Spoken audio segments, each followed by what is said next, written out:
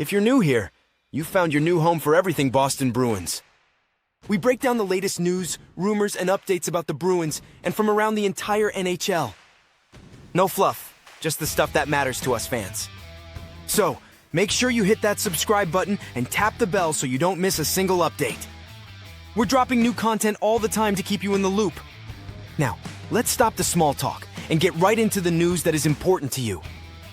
The first episode of this season's Behind the B was released this week, focusing on this year's draft and the Bruins' prized possession, James Hagens. There's some very cool behind-the-scenes video of him meeting with the Bruins staff before the draft and of the Bruins staff making their first pick in the draft room. Player news: David Pastrnak is dealing with tendinitis. Pastrnak won't be a full participant in practices for the first few days of training camp due to tendinitis. Connor Ryan of the Boston Globe reports Wednesday. General Manager Don Sweeney described the decision to hold Pastrnak back in early practices as load management, so it doesn't sound like this is a serious issue. It's something worth monitoring, but it also makes sense if the Bruins are simply using an abundance of caution when it comes to the handling of their superstar forward during training camp. Pastrnak finished the 2024-2025 campaign with 43 goals and 106 points across 82 appearances. He hasn't missed a regular season game over the past 3 years.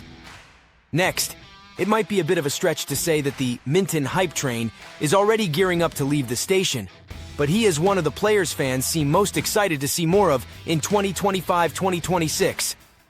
His roster spot isn't a given with an overload of players in the mix to break camp with the Bruins. However, as a center. He fits a need for the Bruins. With Elias Lindholm penciled in at 1C and Casey Mittelstadt, or Pavel Zacha, depending on what Marco Sturm wants to do, slated to occupy the 2C spot. There's a place for Minten on a third line that, until recently, had been steadily occupied by Charlie Coyle.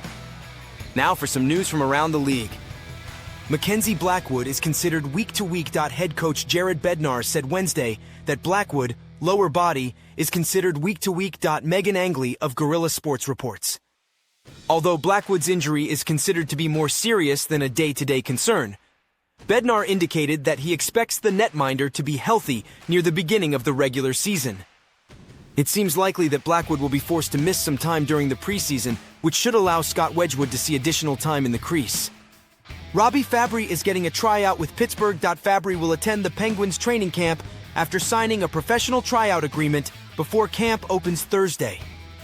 Fabbri was limited to 16 points in 44 appearances in his lone season with the Ducks. A hand injury cut short his time in Anaheim, and he'll now attempt to secure a full contract as a veteran who will challenge some of the Penguins' younger wingers. Elvis Merzļikins is ready to rock for camp. Merzļikins' concussion is not listed with an injury on the Blue Jackets training camp roster released Wednesday. Mark Shaig of the Hockey Writers reports. Merzļikins was out for the last 5 games of the regular season in 2024-2025.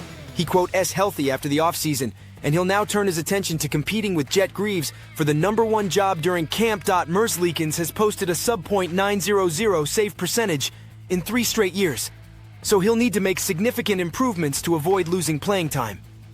I truly believe it will be a dogfight between him and Jet Greaves for the starting position. Matt Coronato is deemed healthy for camp. Coronato, undisclosed, is considered healthy ahead of Thursday's first on-ice activities at Calgary's training camp. Pat Steinberg of Sportsnet 960 The Fan reports. Coronato withdrew from Team USA's IUHF World Championship team as a preventative measure due to his injury.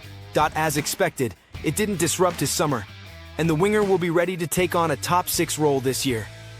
Coronato signed a 7-year, $45.5 million contract in May, securing his place as a core piece of the Flames roster moving forward. Matthew Tkachuk might return in December. Tkachuk, groin, is expected to be out until December-ish. General Manager Bill Zito told David Dwork of the Hockey News on Wednesday. A previous timetable suggested that Tkachuk might be out until January, but this update from Zito suggests the 27-year-old forward should be back earlier. Tkachuk had 22 goals, 57 points, 54 penalty minutes, and 84 hits in 52 regular season appearances with Florida in 2024-2025. He played through a torn hip adductor and sports hernia during the postseason and underwent surgery in August. Just about a week ago, Kirill Kaprizov was offered an 8-year contract extension worth $128 million.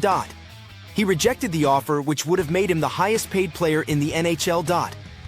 Since then, reports and rumors have come out that the Wild are looking to trade their superstar after the rejected offer.